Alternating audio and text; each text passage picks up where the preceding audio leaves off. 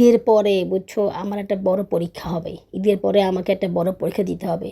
সেই পরীক্ষার সম্মুখীন আমাকে হতে হবে। আমি সেটা ভাবতেই আমার পুরা গা শিউরে উঠতেছে। একটা আপু বলেছে, "তুমি কি কনসিভ করেছো?" আর একটা আপু বলেছে, "তুমি কি প্রেগনেন্ট কিনা ক্লিয়ার করো।" যে যত যাই বলুক না কেন, দিন শেষে কিন্তু টাকাটা প্রেফার করে। টাকা কিন্তু লাগে। দোষ উনি করেছেন, তার জন্য আমি কেন কষ্ট পাবো? তার জন্য আমি কেন সাফার করবো বলো তো আপুরা? একমাত্র আল্লাহ ছাড়া আর আমার বাচ্চারা ছাড়া, তোমাদের সাপোর্ট ভালোবাসা ছাড়া আমার কাছে কিছুই নেই, কিছুই নেই। কষ্টে টাকা জমিয়ে নিজের পছন্দের ফল কিনে আনলাম। আল্লাহ পাক তখনই রহমত দিয়ে দিয়েছেন, রিজিকের ব্যবস্থা করে দিয়েছেন। আমার মেয়েটা হাসলে আমার এত ভালো লাগে, আমার মেয়েটা কাঁদলে আমার খুব কষ্ট লাগে। আল্লাহ পাক খুশি আমার মেয়েটাকে আমাকে আমার জীবনে দিছে। আমার এই ছোট্ট মেয়েটা আমাকে এতটুকু জ্বালায় না। রোজা না রাখলেও ইফতার করা কিন্তু সোয়াব, এটা তো তোমরা জানো। প্লিজ আপুরা, আমার এই সময় অন্তত তোমরা আমাকে একটু সাপোর্ট করো, একটু হেল্প করো।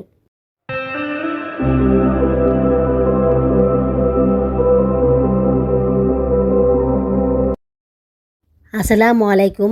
আমার চ্যানেল এবং পেজে তোমাদের সবাইকে স্বাগতম জানাচ্ছি। সবাইকে জানাচ্ছি পবিত্র রমজান মাসের অসংখ্য শুভেচ্ছা এবং ভালোবাসা। তোমরা সবাই কেমন আছো? আশা করি আল্লাহর রহমতে ভালোই আছো। আমিও ভালো আছি আলহামদুলিল্লাহ। দেশে এবং বিদেশ থেকে যারা আমার ভিডিওটি দেখতেছো তাদের সবাইকে জানাই আমার পক্ষ থেকে আন্তরিক অভিনন্দন ও ভালোবাসা। রমজান মাসে নতুন আরও একটি ব্লগ নিয়ে আবার তোমাদের সামনে হাজির হলাম। এখন প্রায় দুপুর ১টা মতো বাজে, ১টা থেকে বেশি বাজে। তো পাউরুটি টোস্ট করতেছি। জায়ানে খুব ক্ষুধা লেগেছে। আজকে সে প্রথম মনে করা যে ক্ষুধায় কান্না করে দিয়েছে। কখনো কোনো দিন ক্ষুধাই হবে কান্না করেনি। আসলে কালকে রাতেরবেলা সে খাবার খেয়েছিল আগে। কালকে আবার সোমবার ছিল। তো কালকে খাবার পেয়েছিলাম। তো ওই খাবারগুলো সে একটু আগেই খেয়ে ফেলছে, যেহেতু পোলাও ছিল, ওর পোলাও খুব পছন্দ। ডিম, পোলাও, আলু দিয়েছিল। তো ও সেগুলো দিয়ে 10টা বাজেই খাবারটা খেয়ে নিয়েছিল। নর্মালি তো সে 12টা বাজে খায়, 12টার পরে খায়। তো কালকে আবার আগেই খেয়ে নিয়েছিল। এই কারণে তার খুব ক্ষুধাও পেয়ে গিয়েছিল। কালকে ওদেরকে সেমাই রান্না করে দিয়েছিলাম। তো আজকে পাউরুটি টোস্ট করে দিচ্ছি। প্রতিদিন আসলে এক খাবার খেতে ওরা পছন্দ করে না। বাবরা আমাকে বলেছিলাম পাউরুটি নিয়ে আসতে। উনি রাতের বেলা পাউরুটি নিয়ে এসেছেন। তো সকালবেলা সেগুলো টোস্ট করে নিচ্ছি। আমিও পাউরুটি টোস্ট খাবো। সস দিয়ে পাউরুটি টোস্ট খেতে অনেক ভালো লাগে। ভাত আর আজকে খাবো না। সাউদা জুনেনও পাউরুটি টোস্ট খায়, তবে অত বেশি খায় না। জুনেনা যাও খায়, সাদা তো খেতেই চায় না। বাচ্চারা আবার টমেটো সস দিয়ে পাউরুটি টোস্ট খেতে খুব পছন্দ করে, কিন্তু আমি সবসময় দিই না। কারণ টমেটো সস তো অল্প আছে, মাত্র 100 টাকা একটা বোতল কিনেছি। তো এটা যদি ওদেরকে প্রতিদিন দিয়ে শেষ করে ফেলি তাহলে তো থাকবে না, আবার কিনতে গেলে তো অবস্থা খারাপ হয়ে যাবে, কারণ আমার কাছে টাকা নেই। টাকা নেই শুনে অবাক হচ্ছে তাই না? তোমরা তো শুনলে যে আমার কাছে 600 টাকা ছিল। হ্যাঁ, 600 টাকা ছিল। এখন আমার কাছে 200 টাকা আছে, 600 টাকা নেই। সেই 200 টাকা মনে হয় আজকে আমি খরচ করে ফেলবো। বাচ্চাদেরকে মেহেদি লাগিয়ে দিব। প্রতি বছরই বাচ্চারা মেহেদি লাগানোর জন্য আবদার করে, আমি লাগাতে পারি না, লাগাই না। একবার লাগিয়েছিলাম যখন জুনানা পেটে ছিল, তারপরে আর লাগাইনি। তো এবার ঠিক করেছি যে ওদেরকে মেহেদি লাগিয়ে দিব, এবার আর ঝামেলা করবো না। দেখো না, মেহেদি টিউব বাবরাবু প্রতি বছর কিনে আনে, কিন্তু মেহেদি লাগানো হয় না, সেই মেহেদি পড়ে থাকে ঘরের মধ্যে। আর সারা বছর ইউজ করা হয় না। বিশ্বাস করবে কি জানি না, কত 2 বছরের মেহেদি আমার ঘরে আসে। বাবরাবু ফেলে দিয়েছিল, আমি আবার নিয়ে রেখে দিয়েছিলাম। ইউজ করা হয়নি, ভেবেছিলাম যে ওদের হাতে লাগিয়ে দিব, কিন্তু আর লাগানো হয়নি। আসলে কি এত ঝামেলা কে সহ্য করে বলো? বাচ্চাদের প্যারা সহ্য রান্না করে বিভিন্ন ডিজাইন বের করে আবার সেই ডিজাইনে যেই মেহেদি আর্ট করে, আসলে একটু কষ্ট হয়ে পারে আমাদের জন্য, বুঝছো? বিশেষ করে আমরা যারা বাচ্চারা মারা, ওরা আসলে এত বেশি প্যারা নিতে পারি না। তো কালকে আমি দেখলাম একটা দোকানে মেহেদি ডিজাইন বিক্রি করতেছে, ওই স্টিকারটা আর কি, হাতে লাগিয়ে উপরে মেহেদি লাগিয়ে দিলেই হবে। তো ভাবলাম সেটাই করব। স্টিকারগুলো কিনে তারপর বাচ্চাদের হাতে মেহেদি লাগিয়ে দিব, এতে করে আমার কষ্টটাও কমে যাবে, বাচ্চারাও খুশি হবে। কারণ এত সময় ধরে মেহেদি লাগানোর মতন ধৈর্য আমার নেই। তাছাড়া বাচ্চারা কান্নাকাটি করে, ছোটো বাচ্চা আছে। তো এটাই করবো আর কি, যদি পারি আমিও সেভাবে করে ডিজাইন দিয়ে লাগিয়ে নিব, ঝামেলা নাই। কিন্তু ওই ডিজাইনগুলো কিনতে তো টাকা লাগবে, এক একটা 20 টাকা করে, বাচ্চাদেরগুলো 10 টাকা করে, তাও তো মনে করো যে 100 টাকার মতো খরচ হয়ে যাবে। মানে সব কিছু তো টাকা, বুঝছো? মানে কিছু কিনবা বা কিছু করবা সেটা তো টাকা। ঘর থেকে এক পা বের হবা তাও টাকা, টাকা ছাড়া কোনো কিছু নেই। ইদানিং না আমার জেলি খেতে খুব ইচ্ছে করে। ওই যে পাউডার জেলি দিয়ে খায়, আমি গতবার জুদানের সময় কিনেছিলাম। মানে জুদানা যখন পেটে ছিল তখন কিনেছিলাম, কিনে খেয়েছিলাম। তোমরা আমার ওই সময়কার ভিডিওগুলো দেখলে বুঝতে পারবা। তো তখন আমি টাকা জমিয়ে কিনেছিলাম। বাবা সব কিনে না, পছন্দ করে না। তো ইদানিং আবার এটা খেতে ইচ্ছা করতেছে, তো চিন্তা করতেছি টাকা যা আছে তা দিয়ে যদি পারি ওইটা কিনে নিব। আপুরা লাইক কি করেছো, নাকি এখনও বসে আমার ভিডিও দেখতেছো, লাইক করনি? আপুরা আমার ভিডিওতে না ইদানিং ভিউজ কমে গেছে, একদমই ভিউজ নেই। আগে মনে করো ভিডিও ছাড়ার পরের দিনই মনে করো যে 100-150 ভিউজ হয়ে যেত, বাট এখন সেটাও হয় না। মানে খুবই খারাপ লাগে, খুবই কষ্ট লাগে। এত কষ্ট করে ভিডিও বানাই, তোমরা তো জানোই সবই, তারপরও ভিউজ পাই না। আসলে আমি কী করবো বলো, আমি তো এলিয়েন না, আমি তো মানুষ, আমার তো সমস্যা থাকতে পারে। ইউটিউব বুঝছো, প্রতি ভিডিও আপলোড করে ইউটিউব সেটারে প্রেফার করে, ইমপ্রেশন দেয়। বাট আমি সেটা করতে পারতেছি না, আমি তো ট্রাই করতেছি, আমার 4টা বাচ্চা আছে, আমার সংসার আছে। মানে আমি চাইলে সব কিছু করতে পারি না, সব কাজ আমাকে করতে হয়। আমি যদি নাও করি তা আমাকে করতে হয়।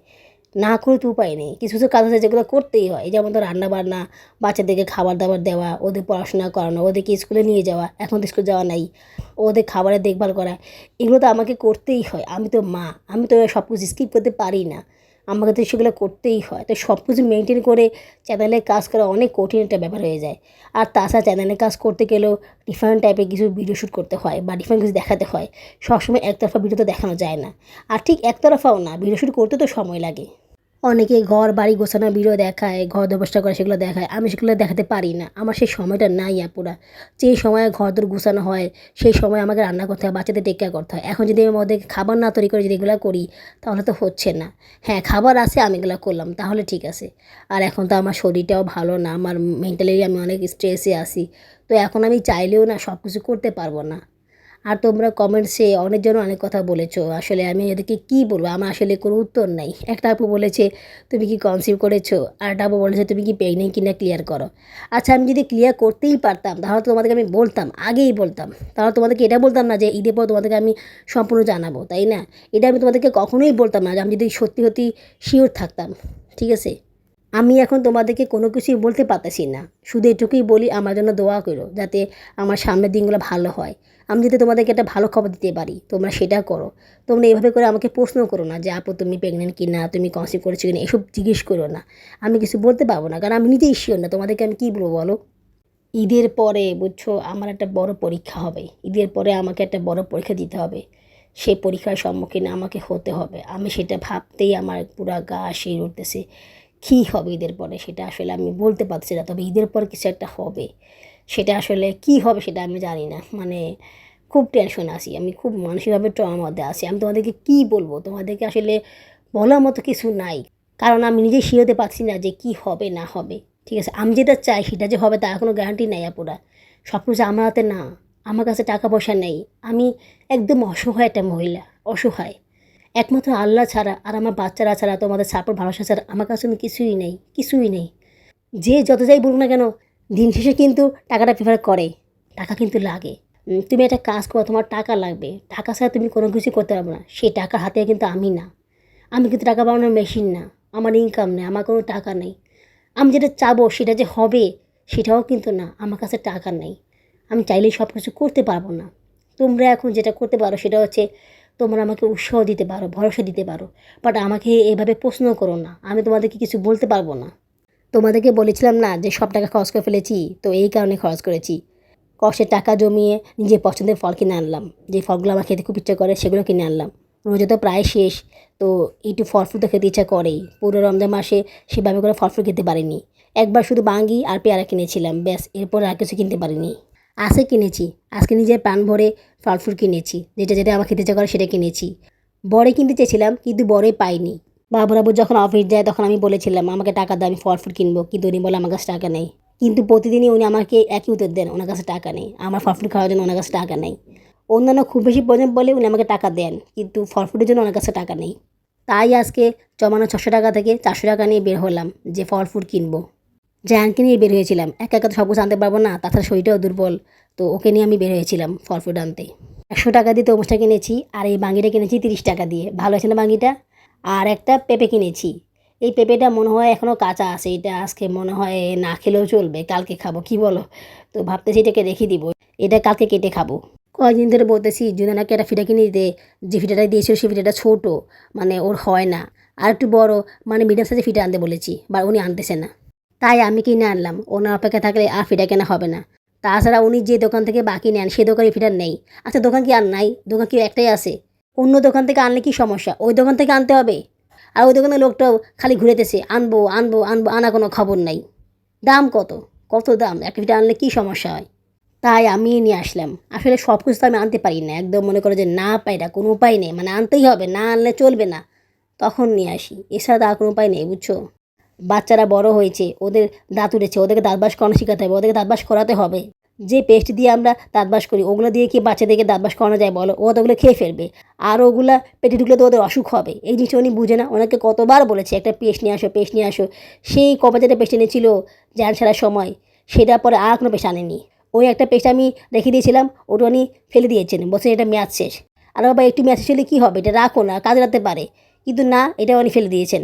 তো ফেলে দিয়েছেন, একটা নিয়ে আসেন, না আনে না। দাম বেশি, 100 টাকা দাম, 100 টাকা দাম, দাম বেশি। তো কি হয়েছে, 100 টাকা দিয়ে আনলে তো বাচ্চারা অনেকদিন ইউজ করতে পারবে, ওরা দাঁত ব্রাশ করতে পারবে। এটা তো শুধু ওরাই ইউজ করবে, এমনিতে তো কম টাকা খরচ করো না। একদিন ডিম না কিনে বা প্যাম্পাসটা কম এনে একটা পেস্ট তো আনতে পারো, তাই না? আমি কি তোমাকে না করেছি যে এগুলা না আনতে? কী বলবো, ওনাকে আসলে সে কথা বলেও লাভ নাই। উনি ওনার ইচ্ছা মতো কাজ করে, আমি বলে যে উনি করবে তার তো কোনো গ্যারান্টি নেই।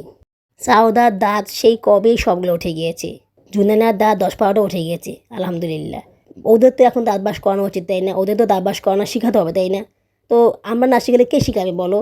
জায়ান সারাকে আমি এর আগে দাঁত ব্রাশ করানো শিখিয়েছি, বাট সেই তুলনায় ওদের দাঁত ব্রাশ করানো শেখানোই হচ্ছে না।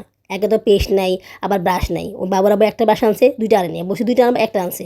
ওই একটা ব্রাশ সাউদা দুষ্টামি করে হারিয়ে ফেলেছে, আর খুঁজে পাই না। এটা শুনে তো উনি আরও খ্যাপা, ব্রাশটা কোথায় গেল? এখন এটা বাঁশের দাম 40 টাকা, দাম করেছিলাম, বললাম একটু কম দেওয়া যাবে, বলছেন না কম দেওয়া যাবে না। এদিকে টাকাও নেই, ফল ফুল কিনেছি, যাই টাকা বেঁচেছিল ওই টাকা দিয়ে একটা ফিটা কিনেছি আর একটা পেস্ট কিনেছি, 400 টাকা পুরো খরচ করে ফেলেছি। বাবুরাবুকে ফোনেই বলেছি, সবজিওয়ালা লোকের কাছ থেকে 500 টাকা ধার করেছি, এসে তার কোনো উপায় নেই। বললাম তুমি তো আমাকে ফল কিনে দাও না, তো আমি টাকা ধার করে ফল কিনেছি, এই টাকা আমাকে দিয়ে দিবা। হ্যাঁ, এটা শুনে তো আরও বেশি খ্যাপা, ফোন রেখে দিয়েছে, কথা বলে না আমার সাথে। তো আমি কি করবো তোমার বলো, আমি কি করব? আমি তো মানুষ, আমারও তো খেতে ইচ্ছে করে, একটু ফল ফুল তো খেতে চেয়েছি। তোমার কাছে তো 5 স্টারের খাবার চাইনি, তোমাকে তো বলিনি যে রেস্টুরেন্টে গিয়ে আমাকে খাওয়াও, তোমাকে তো বলিনি যে আমাকে পিৎজা বার্গার এনে খাওয়াও। তাহলে কেন এরকম করতেছো? ফল ফ্রুট খাওয়া তো ভালো, স্বাস্থ্যের জন্যও ভালো। মানুষকে তো প্রতিনিধিই ফল ফ্রুট খেতে হয়, কিছু না কিছু ফল তো খেতেই হয়। সেই জায়গায় তুমি কতটুকু ফল নিয়ে আসো, মাঝে মধ্যে কলা আনা ছাড়া আর কি ফলটা তুমি নিয়ে আসো বলো? মাছ মাংস তো আনেই না, ফলটাও আনে না, মানে এই দিক থেকে পুষ্টি যেগুলো লাগবে সেগুলো আনে না। যেগুলো পুষ্টি খুব বেশি জরুরি না সেগুলো নিয়ে আসে। ডিম একটু কম এনে মাছ আনতে পারে, মাংস আনতে পারে, হ্যাঁ মাংস আবার এনেছে। তারপরে ফল আনতে পারে। একদিন ডিম না এনে ফল আনলে কী হয়? কিছুই হয় না। ফলও তো পুষ্টি, ফলও তো ভিটামিন আছে। কে শুনবে কার কথা বলো? মাঝখান দিয়ে আমি কয়দিন প্যাম্পাস একটা আনিয়েছিলাম, সাওদাকে রাতেরবেলা প্যাম্পাস আর শোয়ানো অভ্যাস করিয়েছিলাম, তো ঠিকও হয়েছিল। আবার সেটা শুরু হয়ে গিয়েছে। তারপরে আমি ওকে প্যাম্পাস আর শোয়ানোর অভ্যাস করতেছি। মাঝখান দিয়ে প্যান ছিল না, সব কাপড় আধোয়া ছিল, কাপড় চোপড় ভিজানো হয়নি, তো এই কারণে ওকে প্যাম্পাস পরেছিলাম। এখন আবার প্যাম্পাস আর শোয়ানোর অভ্যাস করতেছি। এই যে প্যাম্পাসটা আমি না আনাচ্ছি, 100 টাকা সেভ হচ্ছে, ওই টাকা দিয়ে তো অল্প পরিমাণে ফল আনতে পারে না? আসলে ওনার ইচ্ছাই নেই, বুঝছো? ওনার যদি ইচ্ছা থাকতো তাহলে উনি সব কিছু ম্যানেজ করে ফল নিয়ে আসতো। আমার কাছে টাকা নাই, আমি আনতে পারবো না, এটা আসলে এক্সকিউজ, লেম এক্সকিউজ, বুঝছো? উনি আনতে চান, এটা হচ্ছে মেন কথা। উনি এমন একটা ভান করেন যে 4 বাচ্চাকে খাবার খাইয়ে উনি ফকির হয়ে গিয়েছেন। কত খাবার যে উনি খাওয়ান। আচ্ছা তোমরাই তো দেখো বাচ্চাদেরকে আমি কী খাওয়াই, যেগুলো উনি আনেন সেগুলো তো আমি বাচ্চাদেরকে খাওয়াই, তোমরা তো দেখোই। এখন তোমরাই বলো এই খাবারগুলো কতজন সাফিসিয়েন্ট? এই খাবারগুলো কি ওদের জন্য ঠিক আছে বলো পুষ্টি হিসেবে? তোমরাই বলো। আমি ফল কিনেছি, বুঝছো? এটা দেখে তো জায়ান অনেক খুশি। তো জায়ান বলতেছে আম্মু আনারস কিনে, আমি বলছি না বাবা আনারস কেনা যাবে না, আনারস সমস্যা আছে। বলছে কী সমস্যা? আমি বলছি না আনারস কিনলে আমার খেতে ইচ্ছা করবে, আমার আনারস খাওয়া যাবে না। তখন ও বলতেছে আম্মু তুমি খেও না, আমরা খাবো, আমাদের জন্য কিনো। আমি বলছি হ্যাঁ তোমরা খাবার, আমি যেটি দেখবো না, আমার বলছি ইচ্ছে করে না খেতে, না পরে কিনলে আমরা সাথে খাবো নি। আপুরা তোমরা ভিডিওটা সম্পূর্ণ দেখার পরে একটা কমেন্টস করে দিও, তোমাদের একটা কমেন্টস আমাকে কাজ করার জন্য অনেক বেশি অনুপ্রাণিত করে। আমি এখন অনেক বেশি মেন্টালি ট্রমার মধ্যে আছি, তারপর আমি ভিডিও আপলোড করতেছি। কেন বলো তো? তোমাদের জন্য করতেছি। আমি ভিডিও আপলোড না করলেও আমার তেমন কোনো সমস্যা হবে না, কারণ আমার চ্যানেলে ভিউজ নাই, আমার চ্যানেলের র্যাঙ্কিং অনেক কমে গিয়েছে। কিন্তু তোমাদের ভালোবাসার জন্য, তোমাদের সাথে কথা বলতে ভালো লাগে এই কারণে ভিডিও আপলোড করতেছি।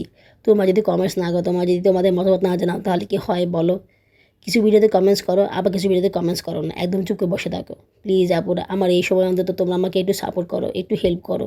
তোমাদের সাপোর্ট আর তোমাদের ভালোবাসা পেলে আমি কন্টিনিউ ভিডিও আপলোড করতে পারবো, সেই উৎসাহটা পাবো, সেই শক্তিটা আমি পাবো তোমাদের কাছ থেকে। তোমরা যদি আমাকে সাপোর্ট না করো, তোমরা যদি আমাকে উৎসাহ না দাও, তাহলে আমি কীভাবে ভিডিও আপলোড করবো বলো? ঈদের পরে আমাকে কঠিন পরীক্ষা দিতে হবে, কঠিন পরীক্ষার সম্মুখীন হতে হবে আমাকে। তোমাদের সাপোর্ট আর ভালোবাসা আমার খুবই প্রয়োজন আপুরা। তোমরা আমাকে সাপোর্ট করো, আমাকে ভালোবাসো, আমার জন্য আল্লাহ পাকের কাছে দোয়া করো, যাতে সব কিছু ঠিক হয়ে যায়, সব কিছু ভালো হয়ে যায়। তাহলে আমি তোমাদেরকে একটা ভালো খবর দিতে পারবো, না হলে তো পাবো না আপুরা। বাবুরা শুধু আমার পা ধরা বাকি আছে, উনি শুধু আমার পাটা মানে ধরতে গিয়ে ধরতেছেন আর কি। মানে এমন একটা অবস্থা, ওনার শুধু একই কথা, প্লিজ তোমার ডিসিশন চেঞ্জ করো, চেঞ্জ করো, চেঞ্জ করো, মানে একই কথা ওনার, বুঝছো? বাট আমি যে কি সমস্যার মধ্যে আছে এটা উনি বুঝতে পারছেন না, উনি ওনারটাই বুঝতেছে, বাট আমারটা বুঝতেছেন না। তো ওনার এই কথাগুলো শুনলে আমার খুব খারাপ লাগে, খুব কষ্ট লাগে যে উনি বাবা হয়ে এই কাজটা কীভাবে বলতেছে আমাকে। ওনার নিজের ভুলের কারণে আজকে আমরা এই সমস্যায় পড়েছি। তারপরে উনি কীভাবে এই কথাটা আমাকে বলে, কীভাবে উনি আমাকে আমার ডিসিশন চেঞ্জ করতে বলে।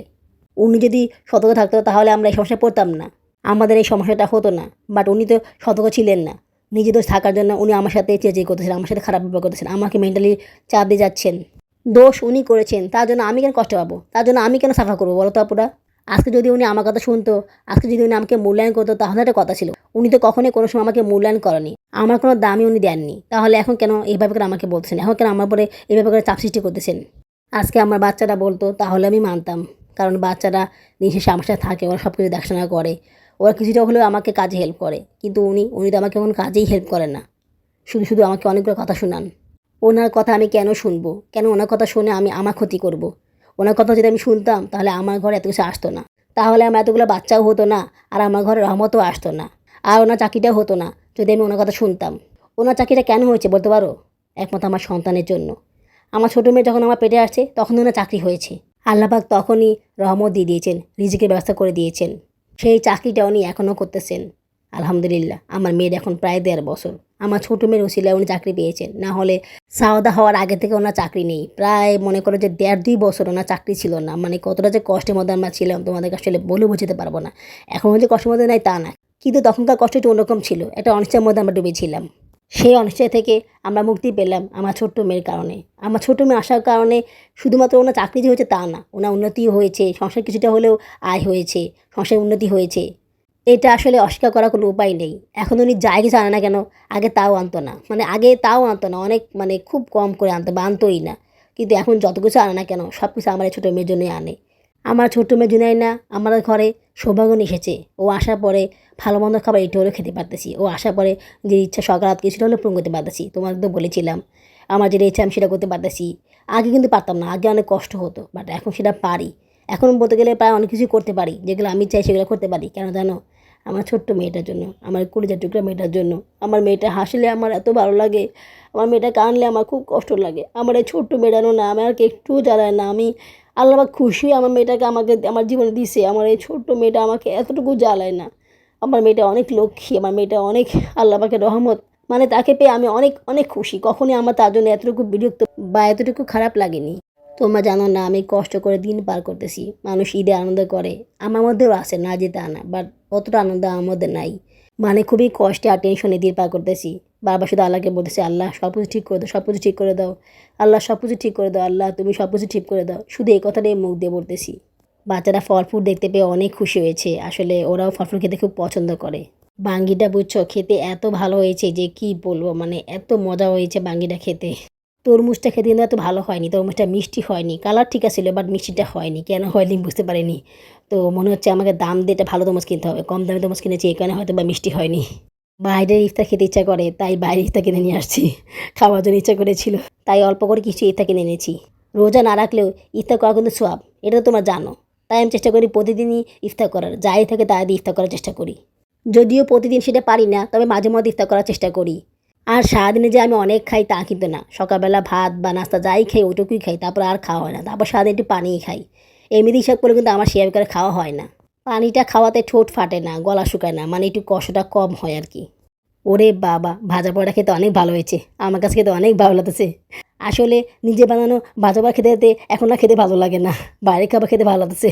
তার মানে এই না যে প্রতিদিনই এই খাবারটা খেতে ভালো লাগবে। আজকে ভালো লেগেছে, কালকে ভালো নাও লাগতে পারে। এটা একটা সমস্যা, বাইরে খাবার না প্রতিদিন খেতে ভালো লাগে না, 1-2 দিন খেতে ভালো লাগে। সবসময় কিন্তু বাইরে খাবার খেতে ভালো লাগে না, তখন আবার ঘরে খাবার খেতে বেশি ভালো লাগে। ইদানিং আবার হালিম খেতে খুব ইচ্ছা করতেছে, কিন্তু হালিম কিনে খাবো না, হালিম বাসায় বানিয়ে খাবো। বাসায় গরু মাংস আছে, ওই গরু মাংস দিয়ে হালিম রান্না করে খাবো। গত বছরে তো আমি হালিম কিনে খেয়েছিলাম, ওই হালিম কিনে খাওয়ার এক্সপিরিয়েন্স আমার আছে। কি বাজে হালিম হয়েছে বাবা, দাম কত বেশি। হালিমের দাম আকাশচুম্বী, বুঝছো? ছোটো একটা বাটি হালিমের দাম তোমার 70 টাকা, আর তার থেকে একটু বড় ওটার দাম হচ্ছে 150 টাকা। বাট মাংসও থাকে না দেওয়া, আর স্বাদটাও তেমন হয় না। অথচ অল্প কিছু মাংস কিনে বাসা হালিম রান্না করলে কী যে মজা যাও না, কী যে টেস্ট আসলে যারা করে তারাই জানে। দেখি বাবুরাব্বাকে বলবো হালিম মিস নিয়ে আসতে, আনে কিনা, আনলে হালিম রান্না করে নিব। সময় তো নাই, ঈদ চলে এসেছে, ঈদে আসার আগেই রান্না করে নিতে হবে। সকালে নাস্তা বানিয়ে তারপরে বাজারে গিয়ে বাজার করে এসে ফল ফুড কেটে ইফতার খেতে খেতে সময় চলে গেল। রাতে রান্নাটা আর করা হলো না। ইফতারের পরে রেস্ট নিয়ে করতে হবে, তারপরেও সেটা অনেক দেরি হয়ে যাবে। কী আর করার, এছাড়া তো আর কোনো উপায় নেই। ইফতারের পরে কাজ করতে ইচ্ছা করে না, মানে রান্নাবান্না কাজগুলো করতে খুব আলসামি লাগে। এগুলো আসলে সকালবেলায় করে নিতে হবে, বাট সকালবেলা তো করতে পারি না, সকালবেলা উঠতে দেরি হয়ে যায়, আবার ওঠার পরে বাচ্চাদেরকে খাবার দিতে হয়, তো সব কিছু মিলে করতে পারি না। থালা বাসন ধুতে হয়, অনেকগুলো থালা বাসন জমা থাকে। রোজা না রাখলেও বাবুরাকে প্রতিদিন ঘুম থেকে ওঠাতে হয় সেরি খাওয়ার জন্য, আমি না উঠালে উনি ওঠেন না। তো উনি যদি সেরি খেতে না উঠতে পারেন তখন আমার কাছে অনেক খারাপ লাগে। মনে হয় আমার জন্য একটা মানুষের রোজা রাখা হলো না, তখন আরও বেশি খারাপ লাগে। উনি চাইলেই উঠতে পারেন কিন্তু উনি উঠেন না, কেন যে উঠেন না সেটা আমি জানি না। মোবাইলে ঠিকই অ্যালার্ম দিয়ে রাখেন কিন্তু উঠতে পারেন না। গতকালকে 2টা লাউ নিয়ে এসেছেন, সেই লাউটা রান্না করে নিতে হবে। অনেকদিন ধরে লাউ খাওয়া হয় না, আমিও ভেবেছিলাম যে ওনাকে বলবো লাউ আনতে, আমার বলার আগেই উনি লাউ নিয়ে এসেছেন। আর এর আগে টমেটো এনেছেন বেশি করে, তো টমেটো দিয়ে লাউ রান্না করব। তবে সেটা আর আজকে ব্লগে দেখানো সম্ভব না, কারণ ব্লগটা অনেক বড় হয়ে গিয়েছে। তো আগামী ব্লগে সেটা তোমার সাথে শেয়ার করব। আর বাচ্চাদের জন্য কাপড় কিনে এনেছে বাবুর আব্বু। আমার ঈদের জামাটাও নিয়ে এসেছেন, কাকাতে নিয়ে এসেছেন, সেটা তোমাদের সাথে আগামী ব্লগে শেয়ার করব। ইফতারের পরে উনি মার্কেটে যে কিনে এনেছেন, কত কাহিনী জানো না, আমাকে ফোন দিয়ে বলছেন আমার কাছে টাকা নাই, দাম বেশি দাম বেশি। আমি বললাম তুমি জানো না দাম বেশি, আগে থেকে কেন কিনে রাখলে না, এখন কেন এসব কথা বলতেছো? আমি কোনো কথা শুনতে চাই না, তুমি ঈদের জামা নিয়ে আসবা, না আনলে তুমি বাচ্চাদের সাথে করতে পারবা না, এই আমি তোমাকে বলে রাখলাম। বলতেছে ঈদের পরে কিনলে কি হয়, ঈদের পরে কিনে দিই, তখন ভালোভাবে দেখে শুনে কিনতে পারবো। আমি বলছি না না, তুমি ঈদের পরে কখনোই কিনবে না, আমি তোমার চিনি না, তুমি কখনোই ঈদের পরে কাপড় চোপড় কিনে না, শুধু তো আমাকে বলে লাভ নেই, তুমি ঈদের আগে কাপড় কিনে নিয়ে আসবা। এইসব কথা বলার পরে, অনেক ধমকানোর পরে তারপর উনি কাপড় কিনে নিয়ে এসেছেন। না হলে কি উনি আনতো? জীবনেও আনতো না। প্রতি বছরই এমন কাহিনী করেন, আর প্রতি বছরই আমি ওনাকে টাইট দিই কাপড় আনার জন্য, তারপর উনি কাপড় নিয়ে আসেন, তাও শেষ সময়। আজ এটুকুই, আগামী ব্লগে দেখা হবে। আল্লাহ হাফিজ।